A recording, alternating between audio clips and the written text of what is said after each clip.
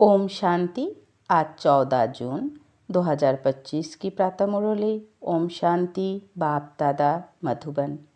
आज मीठे बाबा ने कहा, मीठे बच्चे, तुम्हें अब ज्ञान का तीसरा नेत्र मिला है, इसलिए अब तुम्हारी आँख किसी में भी डूबनी नहीं चाहिए। आज का मुरली से प्रश्न है, जिन्हें पुरानी दुनिया से बेहद का वैराग्य होगा, उनकी निशानी क्या होगी? जिन्हें पुरानी दुनिया से बेहद का वैराग्य होगा, उनकी निशानी क्या होगी? उत्तर में बाबा ने कहा, वो अपना सब कुछ बाप को अर्पण कर देंगे। हमारा कुछ भी नहीं। बाबा, हमारी यह देह भी नहीं है, यह तो पुरानी देह है, इनको भी छोड़ना है। उनका मोह सबसे टूटता जाएगा, नष्ट मोह होंगे। उनकी बुद्धि में रहता है कि यहाँ का कुछ भी काम नहीं आना है, क्योंकि यह सब हद का है। ओम शांति। बाप बच्चों को ब्रह्मांड और सृष्टि चक्र के आदि मध्य अंत का ज्ञान सुना रहे हैं, जो और कोई भी सुना नहीं सकते। एक गीता ही है जिसमें राजयोग का वर्णन है। भगवान आकर नर से नारायण बनाते हैं।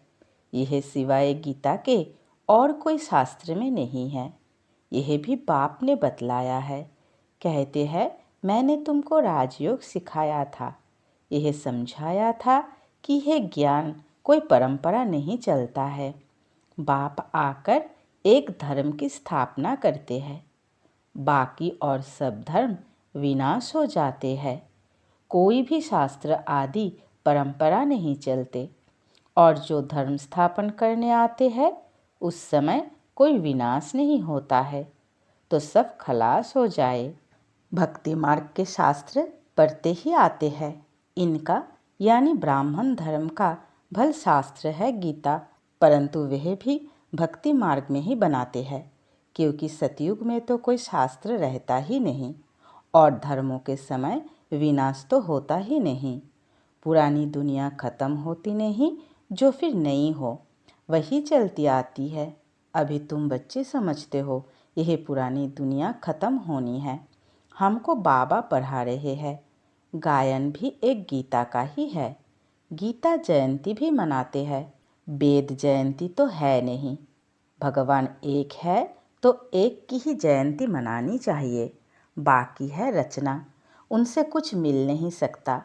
वर्षा बाप से ही मिलता है, चाचा काका आदि से कोई वर्षा नहीं मिलता। अभी यह है तुम्हारा बेहद का बाप, बेहद का ज्ञान देने वाला। यह कोई शास्त्र नहीं सुनाते हैं, कहते हैं यह सब भक्ति मार्ग के है। इन सब का सार तुमको समझाता हूँ। शास्त्र कोई पढ़ाई नहीं, पढ़ाई से तो पद प्राप्त होता है। यह पढ़ाई बाप पढ़ा रहे हैं बच्चों को, भगवानों बच्चों प्रति। फिर 5000 वर्ष बाद भी ऐसे ही होगा। बच्चे जानते हैं हम बाप से रचता और रचना के आदि मध्य अंत को जान गए हैं। यह कोई और तो समझा ना सके सिवाय बाप के।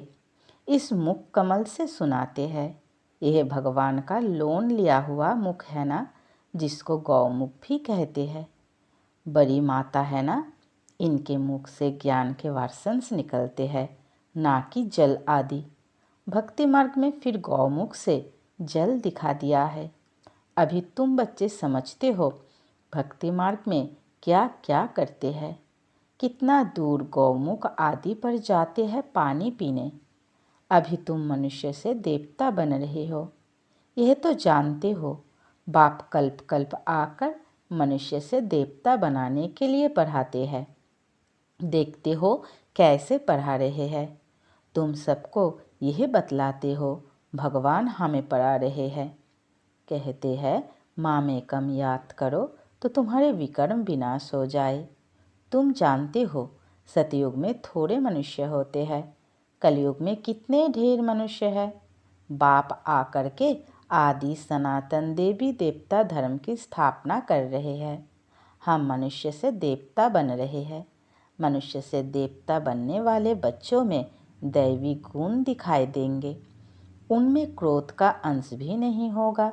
अगर कभी क्रोध आ गया तो झट बाप को लिखेंगे, बाबा आज हमसे यह भूल हो गई, हमने क्रोध कर लिया, विकर्म कर लिया।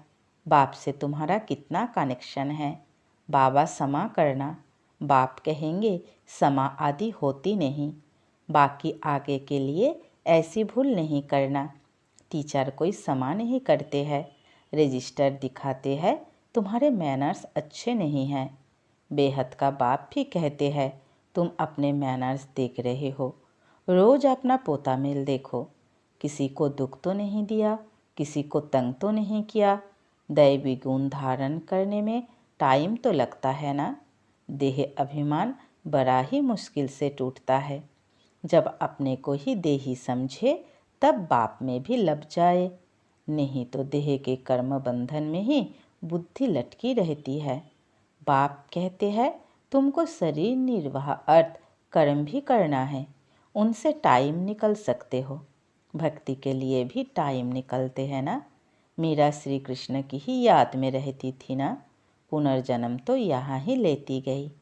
अभी तुम बच्चों को इस पुरानी दुनिया से वैराग्य आता है, जानते हैं इस पुरानी दुनिया में फिर पुनर्जन्म लेना ही नहीं है, दुनिया ही खत्म हो जाती है।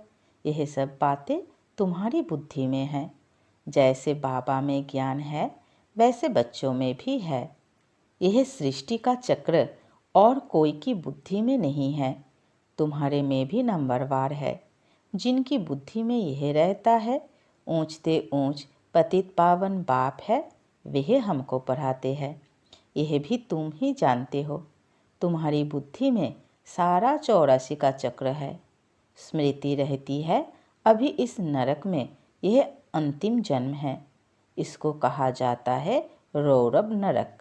बहुत गंध है, इसलिए सन्यासी लोग घरबार छोड़ जाते हैं। वह हो जाती है शारीरिक बात। तुम सन्यास करते हो बुद्धि से, क्योंकि तुम जानते हो हमको अभी वापिस जाना है। सबको भूलना पड़ता है। यह पुरानी छीछी दुनिया खत्म हुई पड़ी है। मकान पुराना होता है, नया बनकर तैयार होता है तो दिल में आता है ना यह मकान टूट ही जाएगा। अभी तुम बच्चे पढ़ रहे हो ना, जानते हो नई दुनिया की स्थापना हो रही है। अभी थोड़ी देरी है, बहुत बच्चे आकर पढ़ेंगे। नया मकान अभी बन रहा है, पुराना टूटता जा रहा है।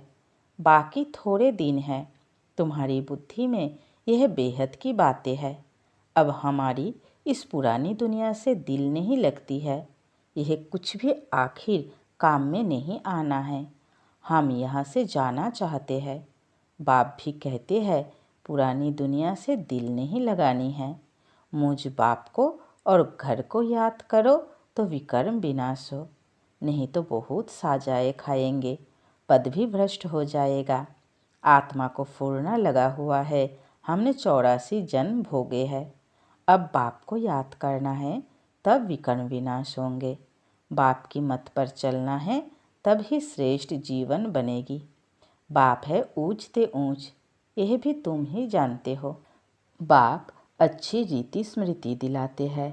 वह बेहद का बाप ही ज्ञान का सागर है, वही आकर पढ़ाते हैं। बाप कहते हैं यह पढ़ाई भी पढ़ो, शरीर निर्वाह अर्थ भी सब कुछ करो, परंतु ट्रस्टी होकर रहो। जिन बच्चों को पुरानी दुनिया से बेहद का वैराग्य होगा वह अपना सब कुछ बाप को अर्पण कर देंगे। हमारा कुछ भी नहीं, बाबा हमारी यह देह भी नहीं है, यह तो पुरानी देह है, इनको भी छोड़ना है। सबसे मोह टूटता जाता है, नष्ट मोह हो जाना है। यह है बेहद का वैराग्य, वह हद का वैराग्य होता है। बुद्धि में है हम स्वर्ग में जाकर अपने महल बनाएंगे, यहाँ का कुछ भी काम नहीं आएगा, क्योंकि यह सब हद का है। तुम अभी हद से निकल बेहद में जाते हो। तुम्हारी बुद्धि में यह बेहद का ज्ञान ही रहना चाहिए।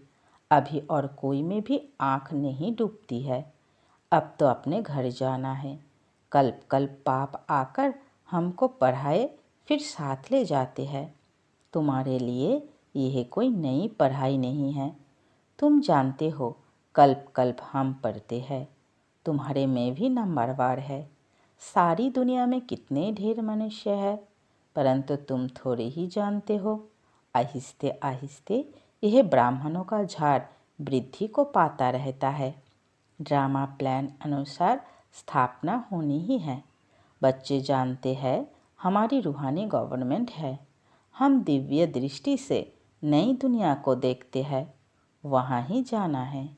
भगवान भी एक है, वही पढ़ाने वाला है। राजयोग बाप ने भी सिखलाया था। उस समय लड़ाई भी बरोबर लगी थी। अनेक धर्मों का विनाश, एक धर्म की स्थापना हुई थी। तुम भी वही हो। कल्प कल्प तुम ही पढ़ते आए हो, वर्षा लेते आए हो। पुरुषार्थ हर एक को अपना करना है। यही है बेहद की पढ़ाई। यह शिक्षा कोई मनुष्य मात्र दे ना सके। बाप ने श्याम और सुंदर का भी राज समझाया है। तुम भी समझते हो अभी हम सुंदर बन रहे हैं। पहले श्याम थे। श्री कृष्ण कोई अकेला थोड़ी ही था, सारी राजधानी थी ना। अभी तुम समझते हो हम नरकवासी से स्वर्गवासी बन रहे हैं। अभी तुमको इस नरक से नफरत आती है। तुम अभी पुरुषोत्तम संगम युग पर आ गए हो। इतने ढेर आते हैं, इनसे निकलेंगे फिर भी वही जो कल पहले निकले होंगे। संगम युग को भी अच्छी रीति याद करना है। हम पुरुषोत्तम अर्थात मनुष्य से देवता बन रहे हैं। मनुष्य तो यह भी नहीं समझते कि नरक क्या है और स्वर्ग क्या है। कहते हैं सब कुछ यहाँ ही है। जो सुखी है वह स्वर्ग में है, जो दुखी है वह नरक में है। अनेक मत है ना। एक घर में भी अनेक मतें हो जाती है। बच्चों आदि में मोह की रग है, वह टूटती नहीं। मोह बस कुछ समझते थोड़ी है कि हम कैसे रहते हैं। पूछते हैं बच्चे की शादी कराए, परंतु बच्चों को यह भी लॉ यानी नियम समझाया जाता है कि तुम स्वर्गवासी होने के लिए एक तरफ नॉलेज ले रहे हो, दूसरे तरफ पूछते हो उनको नरक में डाले। पूछते हो तो बाबा कहेंगे जाकर करो। बाबा से पूछते हैं तो बाबा समझते हैं इनका मोह है, अब ना करेंगे तो भी अवज्ञा कर देंगे। बच्ची की तो करानी ही है, नहीं तो संगदोष में खराब हो जाती है। बच्चों को नहीं करा सकते, परंतु हिम्मत चाहिए ना। बाबा ने इनसे एक्ट कराया ना, इनको देखकर फिर और करने लग पड़े। घर में भी बहुत झगड़े लग पड़ते हैं। यह है ही झगड़ों की दुनिया, कांटों का जंगल है ना। एक दो को काटते रहते हैं। स्वर्ग को कहा जाता है गार्डन, यह है जंगल। बाप आकर कांटों से फूल बनाते हैं। कोई विरले निकलते हैं। प्रदर्शनी में भल हाँ हाँ करते हैं, परंतु समझते कुछ भी नहीं। एक कान से सुनते हैं और दूसरे कान से निकाल देते हैं। राजधानी स्थापन करने में टाइम तो लगता है ना। मनुष्य अपने को काटा समझते थोड़ी ही है। इस समय सूरत मनुष्य की भल है, परंतु सीरत बंदर से भी बदतर है।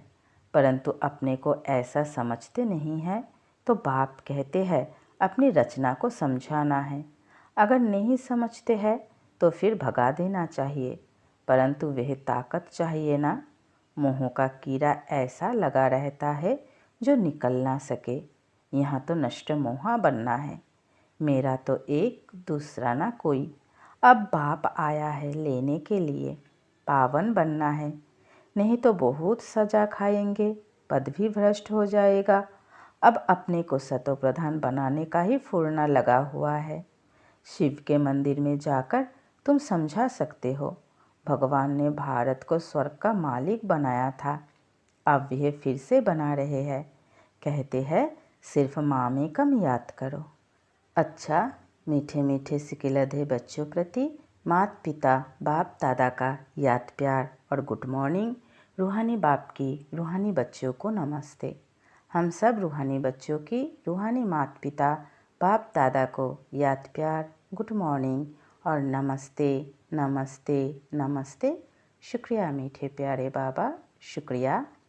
धारणा के लिए मुख्य सार। पहली पॉइंट, इस पुरानी दुनिया से बेहद का वैरागी बन अपना सब कुछ अर्पण कर देना है।